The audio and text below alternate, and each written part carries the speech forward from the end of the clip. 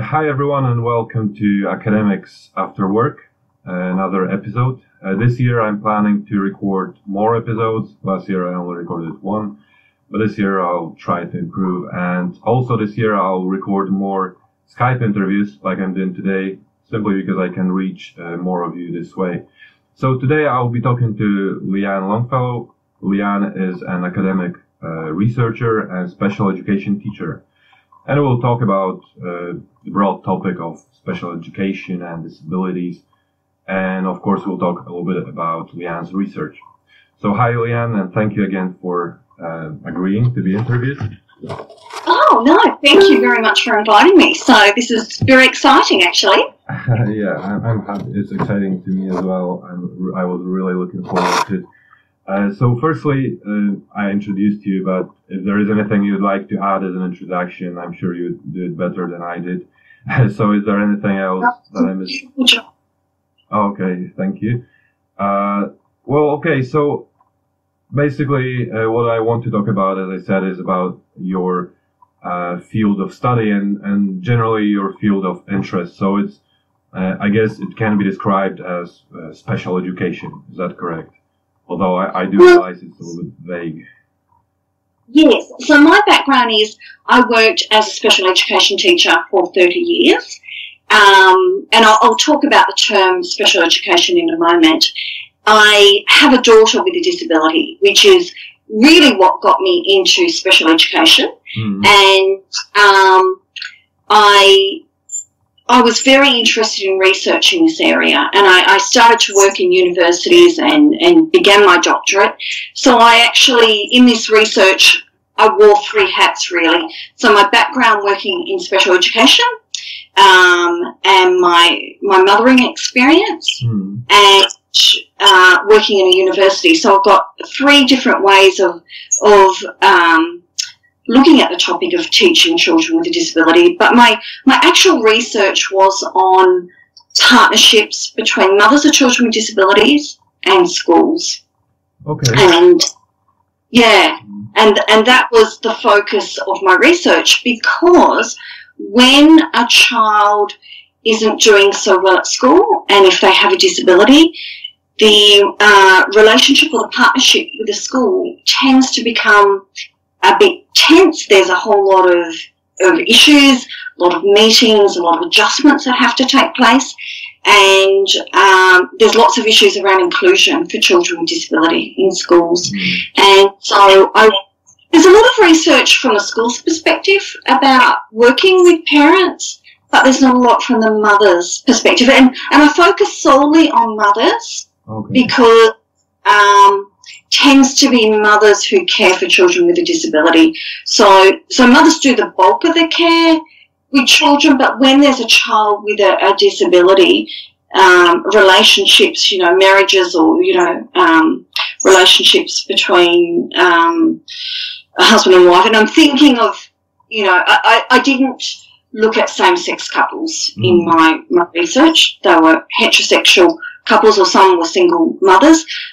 But when it's, a man and a woman, it tends to veer towards a more traditional model. Okay. Often one of them needs to stay at home, and it tends to be the mother. And she is the one that does the bulk of the communication with the school. But I just wanted to address the topic of the term special education. I use the term special education in my research, but it's a really contentious term. Yeah. And in fact, one of my examiners has actually asked me to remove it. I used in inverted commas to signal that I understand the debates in the field around special education, but she's actually asked me to remove it because it's considered, special education is often considered to be segregated education, and is considered to be oppressive of people with disabilities. And so she's actually asked me to remove that and to use the term teaching students with disabilities. So I'm in the process of doing that now because I'm doing my correction. So, yes. Okay. Oh, well, yeah, you're actually great at answering questions that I had on my list but I haven't asked yet. So it's great. It's a great introduction because I was going to ask about these terms. So you kind of started to talk about it now because, as you remember, I asked you, I was a little bit confused about the terms as well, and then you sent me to your blog. I'll post the link to this blog and Leanne's website under the video. So in the blog, I started reading this article where you talk about these different terms, so special education and disability, and it's interesting because this is exactly why I was confused. So firstly, before we talk about the problems with these terms, how would you define a disability? Because I thought that this is a little bit vague a term because, how do you define it? Who has a disability, and how do we decide who needs to, needs special education or special attention? What is a disability? Are we talking about physical or mental or both? Or I don't know. So how do you define it? Well, and this is this is one of the debates in the field. I mean, people have written books on that. Facebook groups with academic researchers in the field of disability, and they have these raging arguments about what disability is. So I'm going to try and do the quick and dirty definition of disability. So up until the 1970s, we had a medical model of disability. So that was where disability is seen as something intrinsic to someone that creates a barrier to accessing society. So it might be physical disability, someone in a wheelchair, or an intellectual disability or a sensory disability. So it's some sort of impairment. And the medical model of disability is where it's seen as something internal, something inside the person. They're the one, and it's considered a deficit. So there's something wrong with the person, and the idea is that they need to be fixed. So, that's the premise behind special education. Work with these children and get them to be like typical children. But it was in the 1970s in the UK, actually, that a group of social policy researchers and activists got together and said, this is a terrible state, because society is very oppressive of people with disabilities.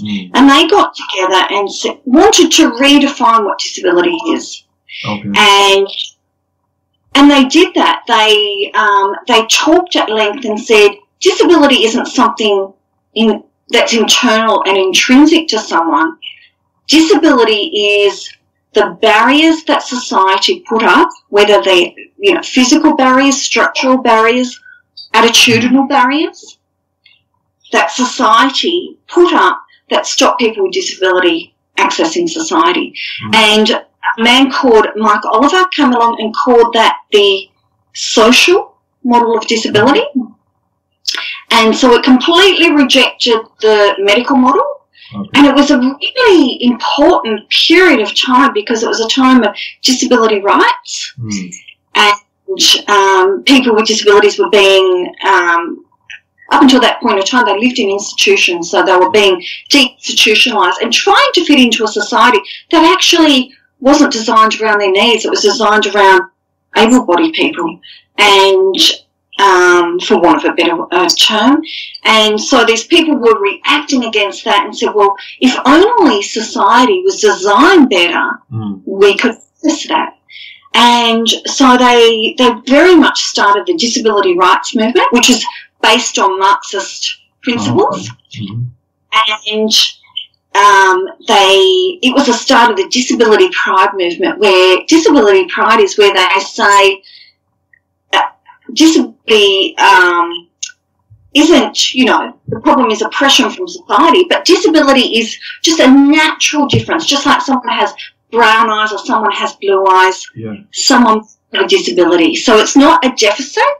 They see disability as being a natural form of diversity, something that is beautiful, beautiful part of, it's just part of the human experience and just part of diversity. And so there's a large group of people. We actually have here I live in Adelaide, Australia, and we have disability pride marches where people say, I'm proud of having a disability. And so this all started from the social model. And that's a very simplified version of it. But one thing that I will add is that the social model, we've realised that the social model doesn't encapsulate everybody's experience of disability. And I have a daughter with a disability, and she has a neurodegenerative disorder. So she has deteriorated over time and has a physical disability, but also has a lot of health issues, including respiratory failure. So with her condition, she has respiratory problems and is regularly rushed to hospital in an ambulance, ends up in intensive care, and requires life-saving medical interventions. And it's at that point in time we actually need the medical model to save her. Thinking the same, yeah. So the social model is great in a way because it took it shifted this responsibility in a way from saying that there is something, like you said, something wrong with them, to saying there is nothing wrong with them. But on the other hand, I was thinking that it's a little bit dangerous because if there is nothing wrong, if it is just a kind of diversity, like you said, then obviously we don't need anything special or extra, to attend for their needs, which I was thinking could be a risk as well and dangerous. So there's been all these other models of disability, and no one can quite agree on them, but they all stem from the social model. So it was a social model in the 70s that started the disability rights movement. I started us thinking about what is disability. So the two important ones are the medical model, which still exists and is very much in today's society, and certainly, that's what education is premised on, is on the medical model of disability. We sort people with disabilities, we label them, they need a medical diagnosis for the most part to get funding, although here in Adelaide or in Australia we've had a bit of a shift away from that, but certainly is the way that we operate within education, which is the area that I looked at in my research. But we're just starting to, with the social model, acknowledge that this beautiful diversity of people. Yeah.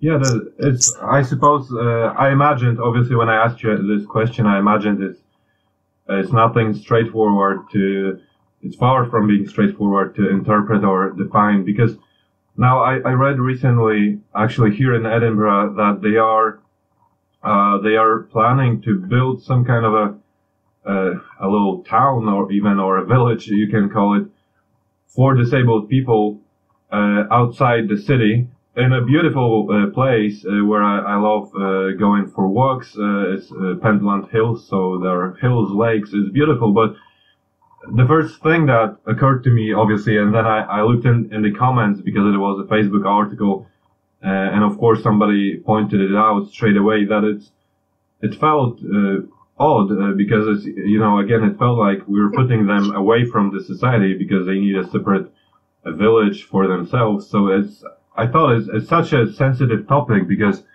of course, you want the best for them, and I imagine I'd be happy living in such place, but then there will be people who say, well, what are we doing? Are we, separating them from the rest of the society? So yeah, I imagine we'll get to it in a second because obviously for parents it's even more difficult. So you mentioned also in your blog that some people when you were conducting research, I believe some people, when you ask them about their children and whether their children have a disability, they gave you weird looks and they weren't sure if they have disability.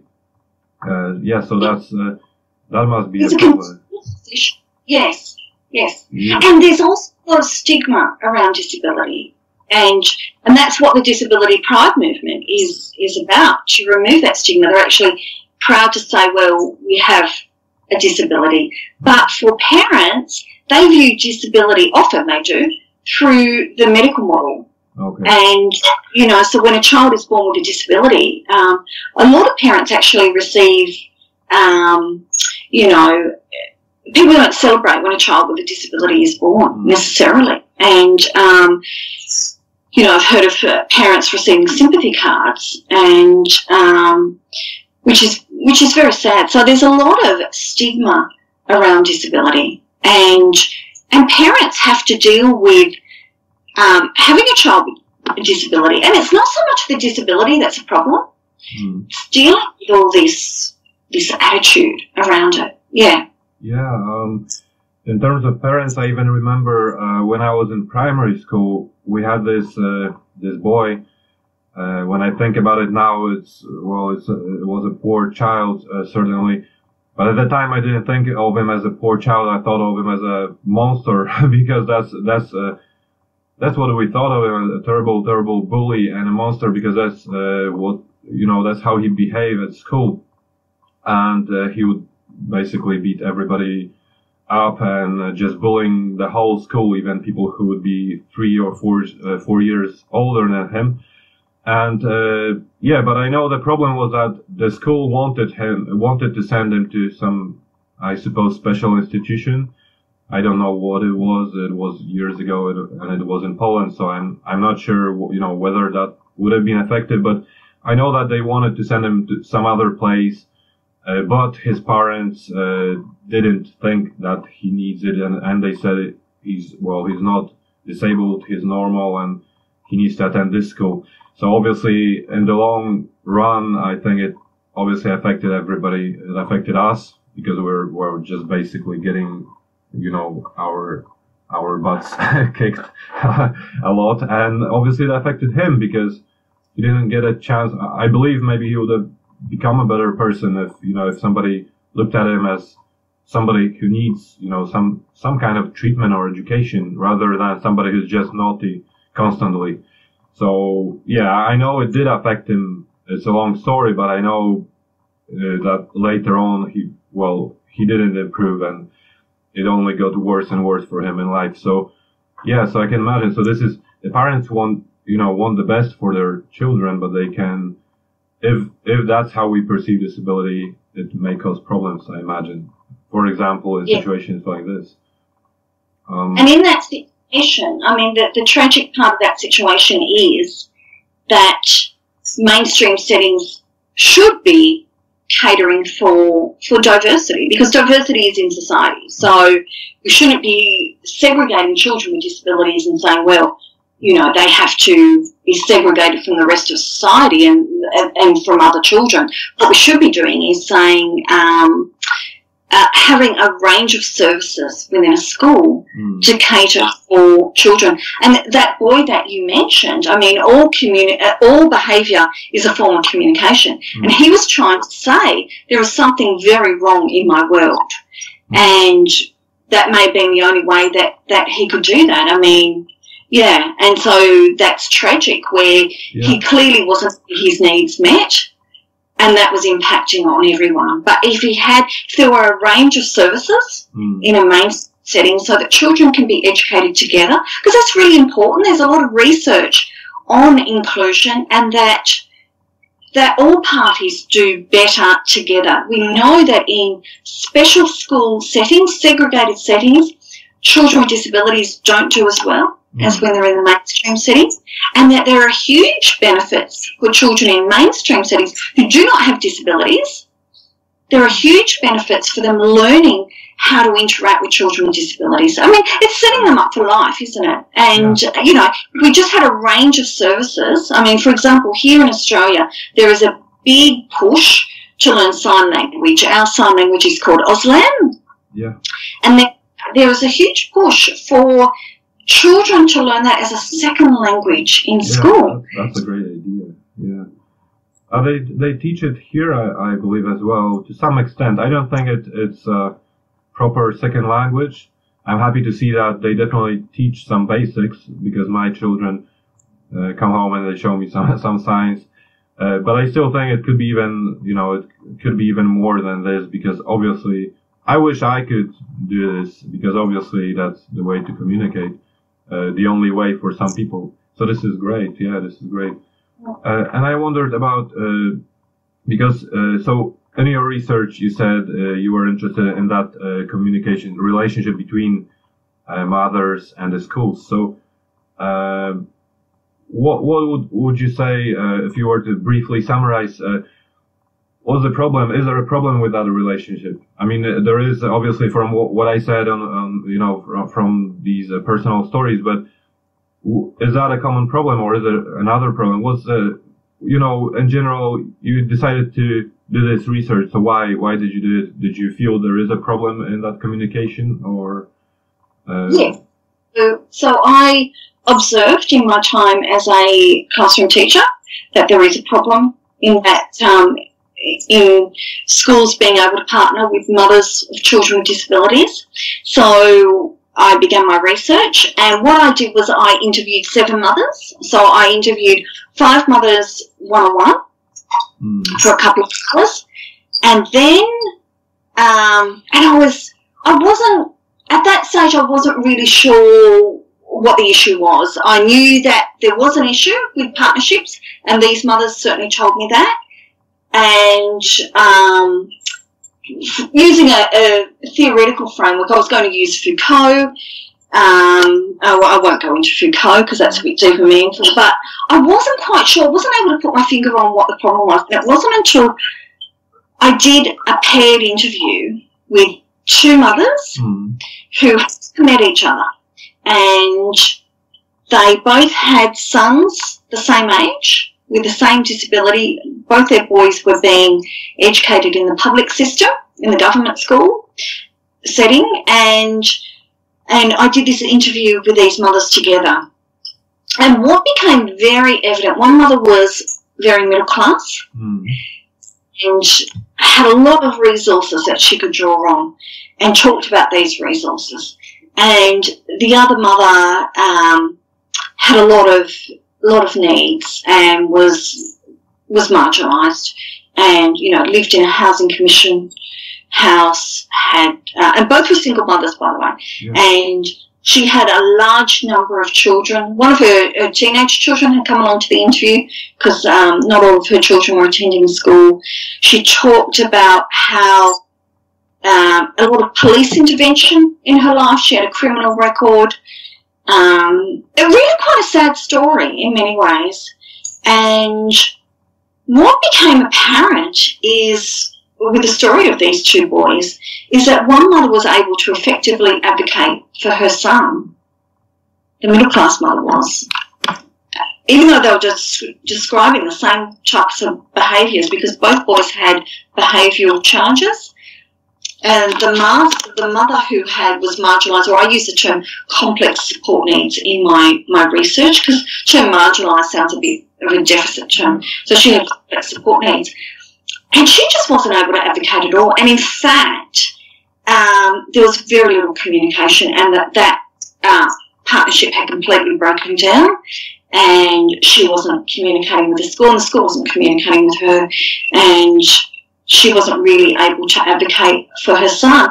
And he was only 8 years of age, and some of the strategies that the school used were to, when things really spiraled downwards regarding his behaviour, they tended to ring the police. Yet with the other mother who had her son, she described some very challenging behaviour, but they didn't use the police at all. They had a whole range in place. So social class became a significant factor in my research. So that paired interview that I did at the end, I then went back and looked through the other 5 interviews, and then I realised that social class was significant in those other 5 interviews. Okay. So was it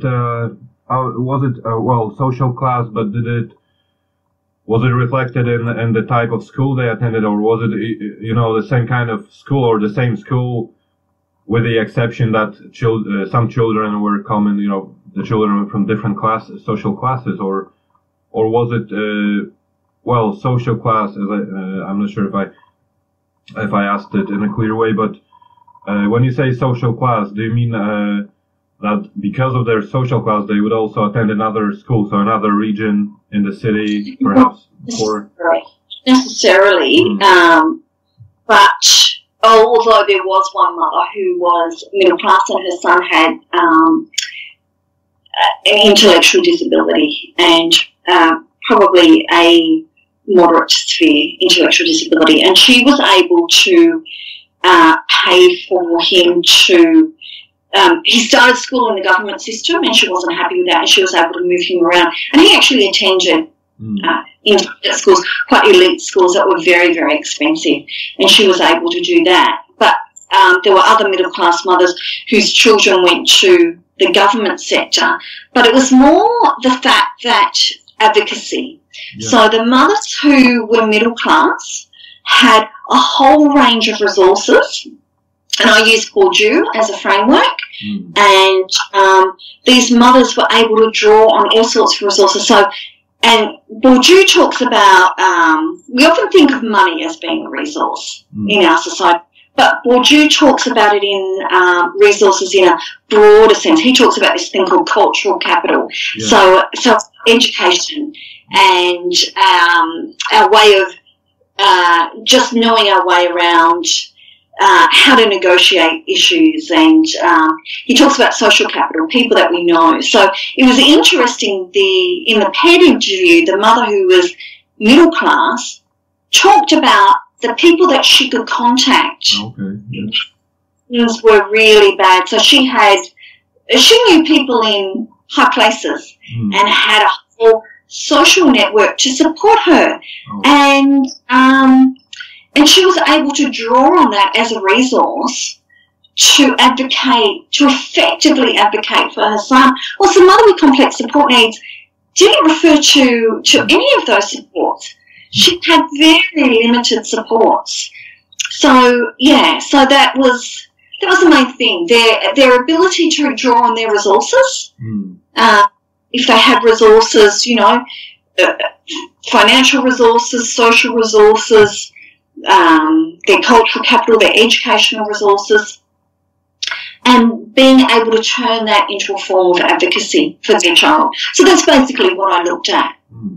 Yeah, that's interesting. And also the theory you mentioned, Bourdieu, is that how you pronounce it? Bourdieu? I'm familiar with this name, but I've never had to pronounce it, and it's interesting that I finally heard it.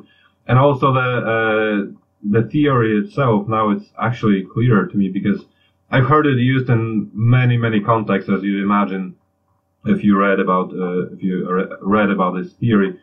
But I've never really had a chance to see it, how it applies to practice. And actually, the way you explain it is great. It's a lesson for me today for these capitals. I remember so many people talk about it. I don't know if you've seen it as well, but I've seen this name plenty of times, but like I said, more or less successfully. And here it completely makes sense. And even with these resources that you mentioned, so the capital, not necessarily financial, as you said, it just makes sense. Even when I think back to the situation I described, obviously, it was a poor family. It was a very poor family. It wasn't the best area of in that city. It was one of the worst, I would say, schools in the city. It was a huge public school, almost 2,000 people there. And so obviously I can imagine this being a problem, not just because of the money, but even, as you said, social networks and everything, because obviously it's just a guess, but when I think about it now, I don't believe these people would have a lot of resources like that around them. They really were a struggling family, I suppose. But okay, so let me just think. So what do we do about it, basically? What can we do, and what do you suggest? Again, probably a question that requires more than one answers, but overall, what would you say, or based on your research, or what do you think we should do to improve the situation? What do we do? If it's so much about social class, I think it actually makes it even more difficult, because if it was just about the school, simply whether the school has this and that service, or the kind of teachers who who know how to address the problem. But if it's about social class, and some people simply don't have access to these resources that you mentioned, so what should we do to improve it? So schools tend to be very middle class institutions. So the problem is that when they're trying to partner with someone who's working class or has complex support needs, they don't have the same viewpoint about a situation. So when an issue arises regarding a child, schools don't always recognise the resources that working class families have. And working class families, and even the mother with complex support needs. Now, she was a mother with, police were involved in her life, lived in a housing commission. I don't know whether you use the term housing commission, but, government housing for people who are living on welfare. Yeah. So she was a person who incredibly marginalised, but the way that she talked about her child, she had a lot of knowledge about disability. She described herself as having disabilities herself, and she described herself as having low understanding. And in the interview, she described beautifully strategies that the school could use to support her child. Okay. And yet there was this breakdown in communication. The school never got to sit with her and to go through how to work collaboratively together on how to support her son. So I think one of the things is for schools to have a broader notion about what parents can bring to their child's education, and not to dismiss people because they're from a working class background. And I'm actually from a working class background, so very much aware about the importance of social class. In Australia, there's this myth that we don't have social class, but actually, because it's not talked about, it's actually more sinister because people pretend that it's not there, but it definitely is. So schools have to have broader notions about what parents can bring and what mothers can bring. They have to understand gender issues. Gender was a significant factor in my research, and just in terms of, because women are oppressed in our society, and particularly when mothering a child with a disability, so there's stigma from the disability, and mothers are very much judged when they're mothering a child with a disability. And mothers talked about that in the interviews that I did with them.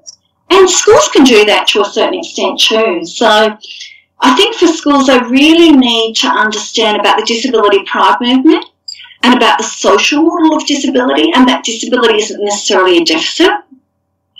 And what we know about schools is that they tend to employ teachers from, white middle class backgrounds. And we have had people with disabilities employed as teachers, but they never last for very long.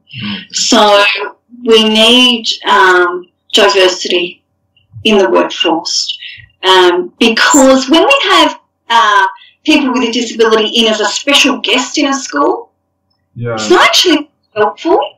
Yeah, I can imagine. Again, this is the same situation as with the special places for them to live that I described. So it's like a freak, or somebody who's obviously different. I can imagine if they invite a special guest. Yes. Not the best. And so these, a lot of schools get special guests in, but that's the only exposure to people with a disability, and that's terrible when they're a special guest coming in to inspire everyone. We need to have people with disabilities amongst us, sitting next to us as our teachers, serving us in the supermarkets at the checkout. So we need to see this at all levels of society.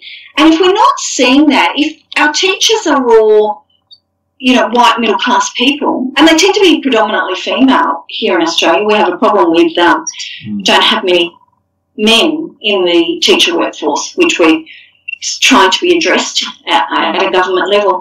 But children need to see a variety of people as their teachers, a variety of people in society, and that will go some way to addressing inequity, because there's inequity in schools, and so that's, you know, one of the problems with partnerships is inequity. And this felt is that even though middle class mothers had advantages, they were still there were still lots of barriers for them, so it was still unequal for them, but much more so for working class mothers and for the mother with complex support needs.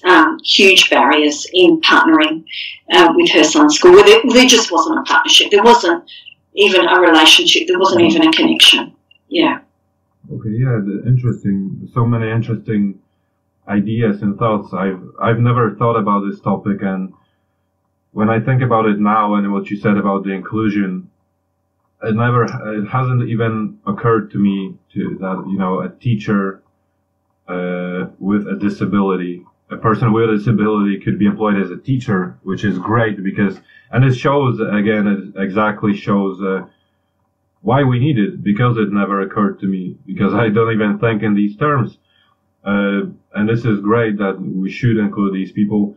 I would say that the difference between Poland and Scotland, when I moved to Scotland, one of the things that I noticed, and so I suppose it's they are going in the right direction, because one of the things that I noticed straight away is how many disabled people I can see in the street where I lived, because simply, as you said, well, I've seen people working in shops as well, that's for sure, and quite a few of them.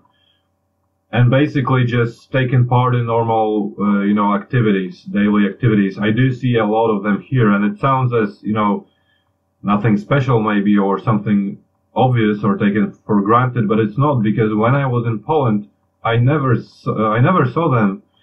And then I started wondering, you know, what's wrong. And my girlfriend, she, when she was in Poland, she received education about, I suppose, something maybe similar to you. It wasn't at this level. I think it was some college, but she worked with disabled people as well. So she had some kind of background. It wasn't my topic, but I know that it used to be her topic, and she actually observed it, and she said that it's because in Poland they are simply, well, pretty much, you know, locked up somewhere and just kept away from the society, and their parents are quite often ashamed of even, you know, taking their kids to participate, to play with other kids and things like that. That's what she told me, and it makes sense, because, like I said, I simply didn't see them. I didn't see them in the street, and here I've seen plenty, and I see them working in shops. As I said, that's the major difference, because definitely in many shops that I go to, there quite often there are disabled people.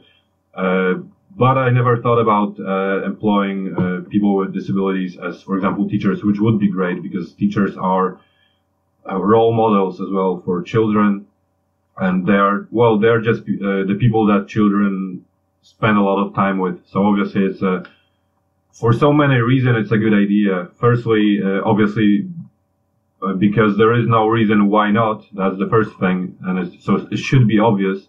We shouldn't even be talking about it, you know, why it's a good idea. But since it's not the case, I think we need to. But then, yeah, because like I said, children spend time with them, so obviously they can see that, like you said, they are normal people. And not to mention that it's simply not fair towards people with disabilities not to employ them. That's another thing, because I don't know, it's just so many thoughts are going through my head when I heard what you're saying, because especially about teachers, I've never seen. Well, I understand that disability is not something that you can always tell, you know, by looking at a person. That's another thing. But the majority of disabilities are invisible disabilities. So yeah, so I don't think I've ever seen a teacher at any level with a disability. Yeah, that's interesting. So can you tell me, in terms of research now, a couple of questions about research and research methods. You've already started talking about it. I had two questions for you. The first one is about policy analysis, because you analyzed policy documents in one part of your research. I mean, Yes. I am not asking specific details about the analysis or your approach, but in general, I've never done this, and it's very common, especially if you're interested in this kind of issues and social issues. So how did you find it? Is it difficult to get access to policy documents? Is it difficult to work with these documents, or is it something that's always available, obviously publicly available on their websites, or did you have to actually put effort into finding some of these documents? How was your experience in general with this in this part of your study?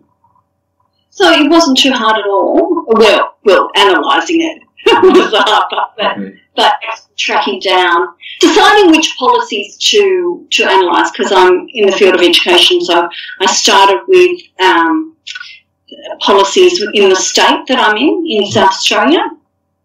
So I looked at the education policy here and analysed that. And then I needed a comparison. So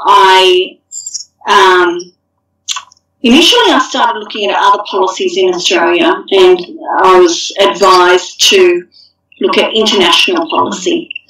And Australia is a neoliberal country, so we're moving away from government intervention in some areas, so very much capitalist society. And although once upon a time we had very social welfare, social justice background with a Labor government who were very strong on that, but we've moved away from that to a neoliberal model. So I wanted something that was in contrast to that, and so I looked at countries in Scandinavia, and eventually I looked at Sweden's policies. So I got Sweden's policies, education policies, and did a comparison with policies in Adelaide. And then I wanted a third one as a contrast, and I ended up choosing the US, and I chose Massachusetts in the US because they have a very good record of education. So I compared the three, and it's almost like they're on a continuum. So the US is extreme neoliberal, and their policy, it was quite amazing, was basically law that has been rewritten. And then I looked at Sweden's policies, which is all about valuing people, and social justice is just embedded through it. Yeah, I can imagine. They are, well, in general, they seem to be so far ahead in so many areas. Yes, they have very good results in Scandinavia in terms of their academic results, and in Sweden as well. So I looked at their policies, which are much more. I mean, they have a completely different education system as well, where teachers are very much valued, teacher judgment is valued. Teachers can just identify when a child is having issues and get support in the classroom, whilst in Massachusetts, very, very prescriptive and very much based on law. But when our society is very unequal, you need the law, because what else do you have? So it's very clear in Massachusetts, there's a very strict way of, very strict process of developing adjustments. They call it an IEP, individual education plan. So very strict process of developing an IEP, how many days notice the parent requires before the meeting, who they can bring to the meeting, and all this, which is very important in a society where parents are quite, where there's a lot of inequality. But that isn't the case in Sweden. It's just very flexible, very easygoing, and the sense that parents are valued, and that's very much embedded in the policy. And Australia is somewhere in between, but far closer to Massachusetts than it is to Sweden. so I guess in some ways my research is a cautionary tale about where we could end up, because in the US there is a lot of litigation of parents of children with disabilities against the education sector, and when things get to that level, there's no partnership, there's no relationship when there's litigation, when a relationship breaks down that far. So schools really need to work with parents to have that strong partnership. So you mentioned you compared these policies, but what would you say was the main reason to compare policies? I mean, it's interesting. Obviously, it's very interesting to hear about these differences in different countries. But from the perspective of your studies or your methodological decisions, was it to make some suggestions for improvement in your context, or what was the reason? Yes. Oh, okay. Yes. Another question about methods and methodology. Well, maybe before I ask about interviews, I said I wouldn't ask about it, but I really want to ask about it.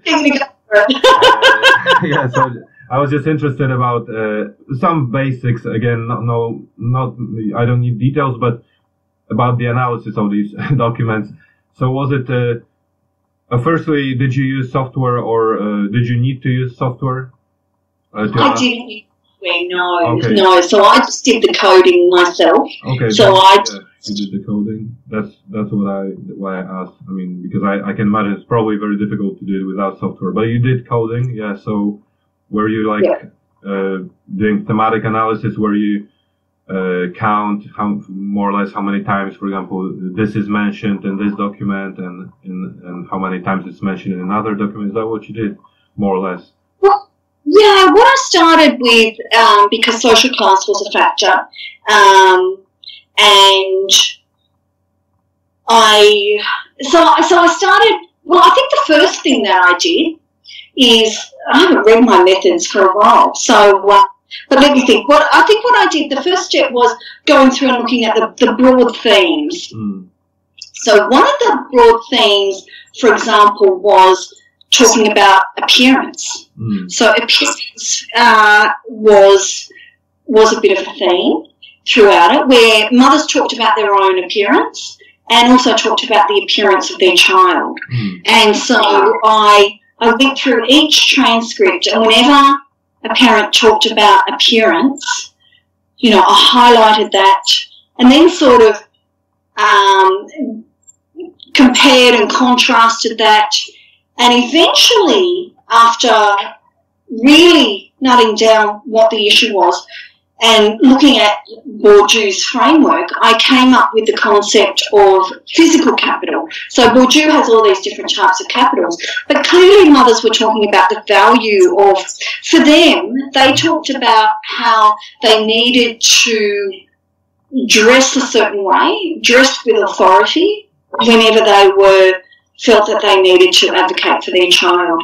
And so I talked about that as being a type of physical capital, but some mothers, toileting was a big theme in my research, because these are children with disabilities, so they weren't all toilet trained. So they talked about issues around toileting and the angst around that. And so I saw that as being another form of physical capital, where these children who there were issues around them being toileted at school, and they were being devalued. Their physical capital was being devalued in a school context. So that's the sort of coding that I did. Does that make sense? Yeah, perfectly. It makes perfect sense. Like I said, you don't even need to think about the details. I was just interested in the general approach or what you did. But actually, I also want to ask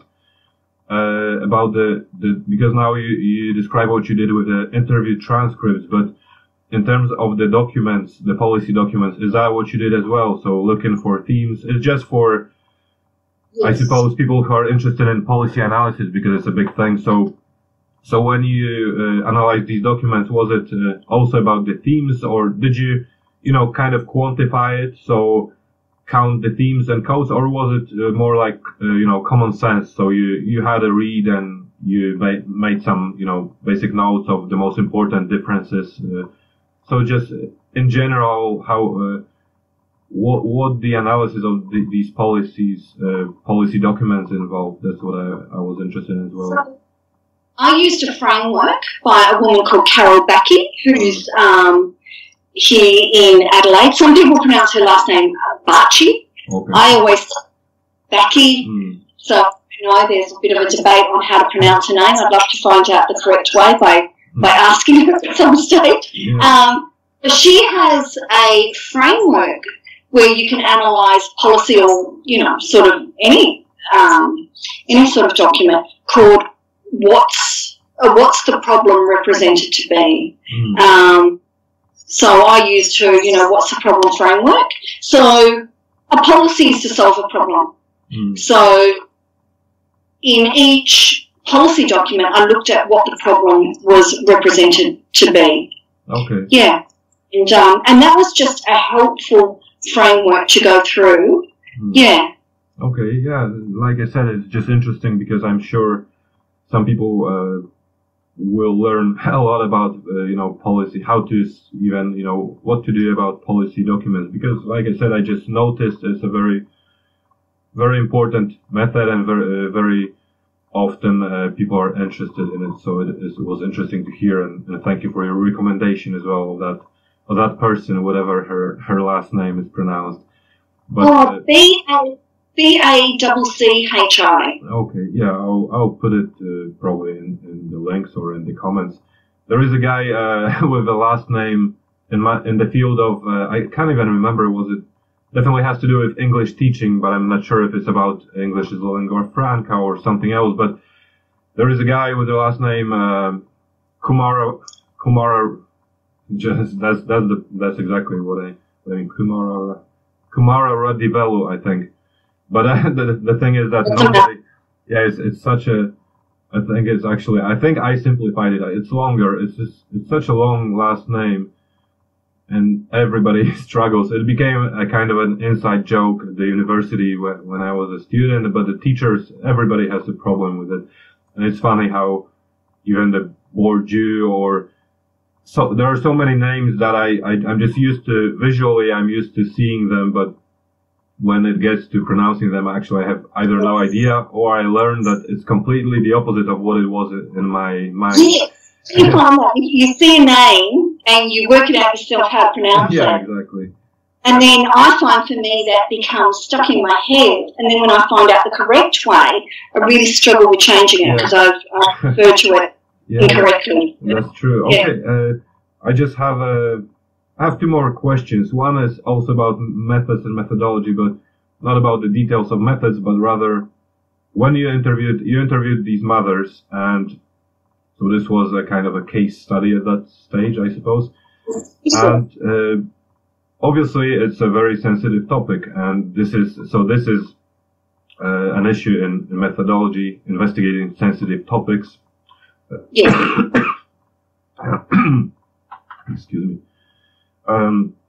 So I just wondered about your experience of this sensitive topic, or about recruiting these mothers and later talking about it. So I'm sorry, just my throat has some kind of a virus. So from this perspective of it being a sensitive topic, did you experience it? Did you feel that it's a sensitive topic? Did you have problems getting access to these mothers? So in general, excuse me, how did you approach this interviewing mothers about this, like I said, very sensitive topic? Well, because I think I have the huge advantage in that I'm a mother of a child with a disability. So I have the lived experience. So, no, I didn't have any issues recruiting people. I was fortunate in that I had disability organisations happy to support me and to send out my newsletter, my information sheets, and I had people sign up. I talked about the paired interview. I was actually wasn't meant to be a paired interview, so I interviewed 5 mothers, and then I was going to do a focus group. And a disability organisation offered to recruit mothers, and they actually recruited 6 mothers, and I was going to do a focus group. But on the day, only 2 mothers turned up. The problem is when you have a child with a disability, a lot of things get in the way. So 4 mothers pulled out on the day.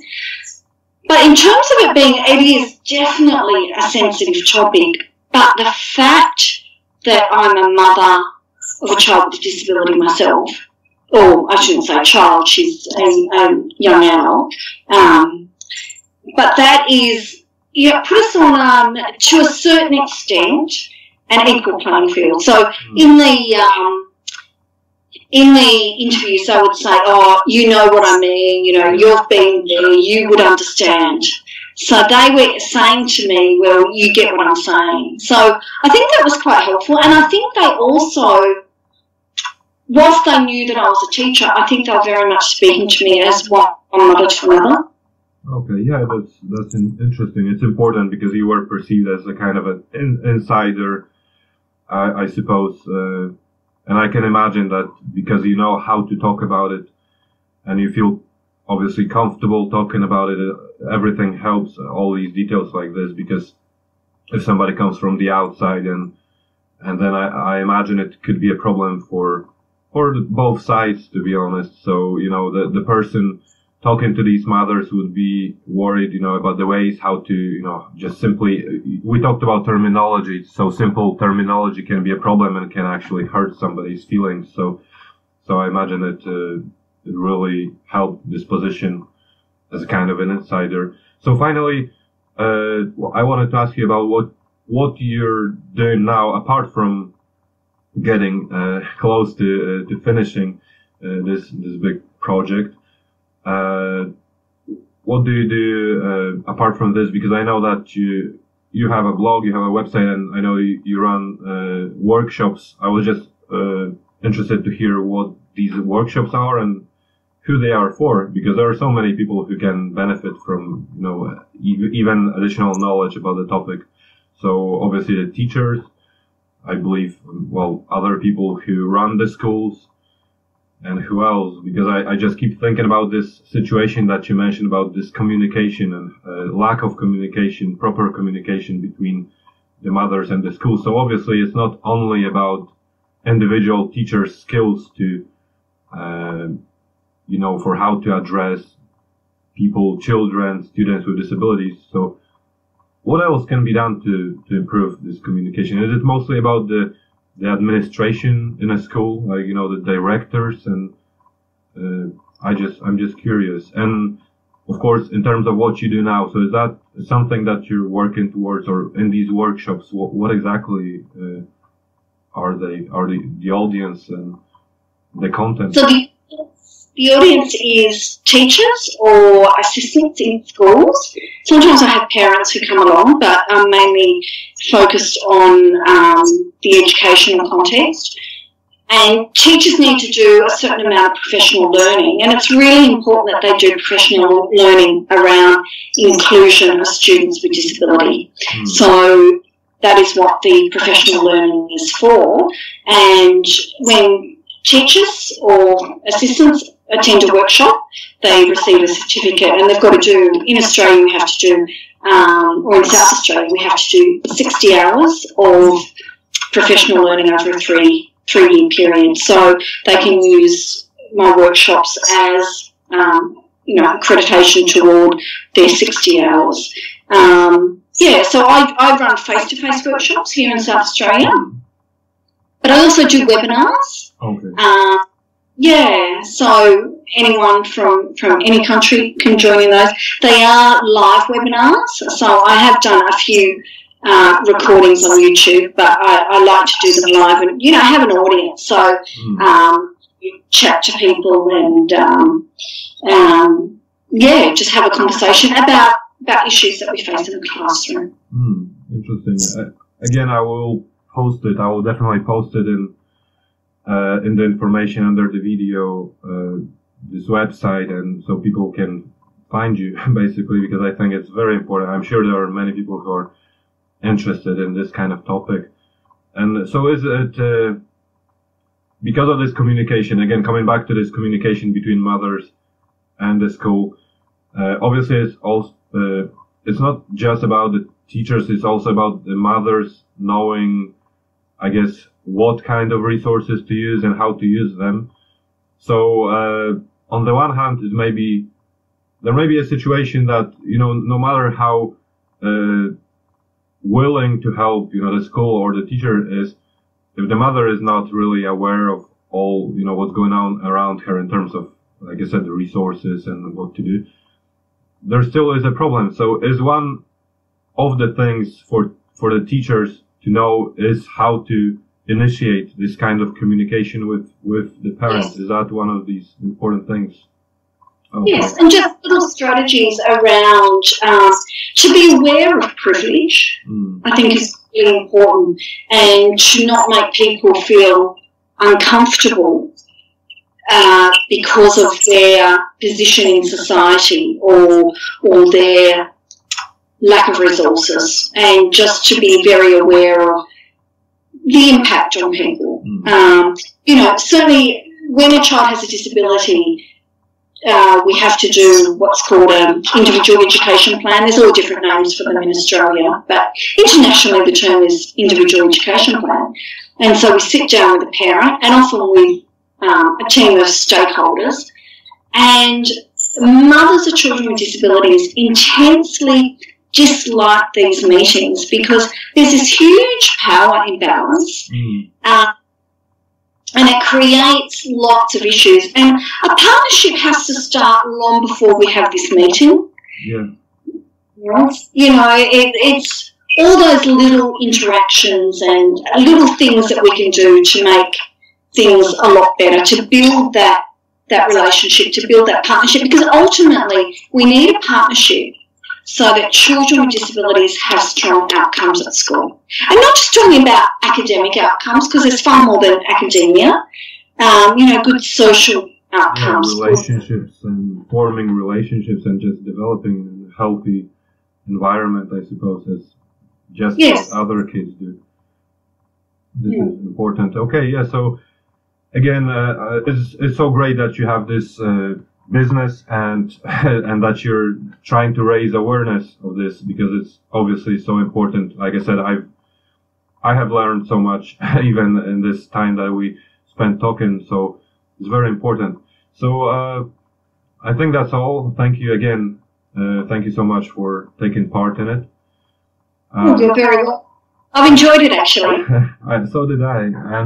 And good luck, especially in your final stages of your doctorate, because that's, you're almost there. So almost there. Yeah. Okay. Thank you. Okay. Thanks very much. Okay. Bye.